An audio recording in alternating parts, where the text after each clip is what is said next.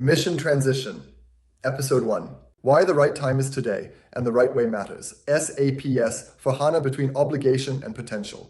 Imagine you are driving a car that has reliably served you for many years, but the manufacturer announces, starting next year, there will be no more spare parts, no service, no updates. Will you keep driving or plan to switch? That's exactly where many companies are today with their SAP ICC system, and the question is no longer whether, but how they will make the switch economically, strategically, and with an eye on future viability. Time is running out, but please don't act recklessly. By the end of 2027, regular maintenance for many SAP ICC systems will end. This is more than a technical footnote.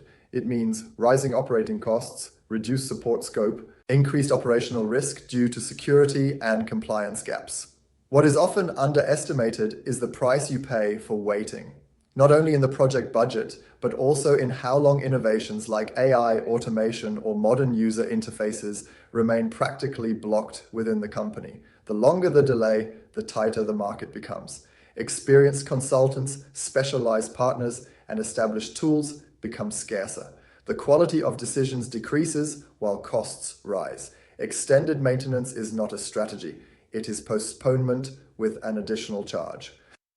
Second, S/4HANA is not an upgrade. It is a business model. Switching to S/4HANA is not a technical milestone. It is a strategic target image. Treating it as a pure IT project causes missed opportunities, decisions based on real-time data, automatable core processes, ESG-compliant data models and governance, as well as modularity, cloud readiness, and business continuity. The cloud question is not isolated here. It's about architectures that fit business models. For many companies, it's not cloud first, but purpose first. The challenge is not technical, but organizational. Business capabilities, governance, data availability, and skills. Question 3. Is it worth it? Between investment, risk, and controllability. According to the DSAGI study, the median project cost is around 3 million euros. That sounds like a lot, but it is less than many custom code projects of the past. And it is also relative, because what is saved?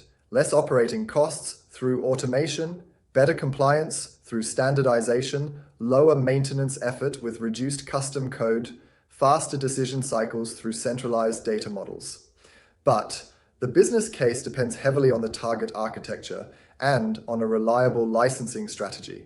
Many companies underestimate the complexity of their licensing landscape and also overlook the following points: double payments in hybrid models, pitfalls in digital access, risks in license measurement. License management is not a side issue. It is a strategic component of profitability analysis. Our recommendation is therefore: check how existing contracts, named user structures, and indirect usage can be mapped in the target model before starting the project. Those who think too late here will pay twice. Fourth, what remains? The SAP transformation is not a licensing decision, an infrastructure project, or a CFO budget item. It is a strategic decision for the organization, technologically, culturally, and economically. The key question is not SAP S/4HANA, yes or no, but what is your organization's target image? Which path leads there? On-prem, cloud, or hybrid? How do you ensure profitability and controllability? If you do not have reliable answers here, now is the right time to develop them. In the next episode, you will face the question: cloud, on-prem, or hybrid? How do you arrive at a decision? Enjoy our series, SAP Knowledge in 5 Minutes.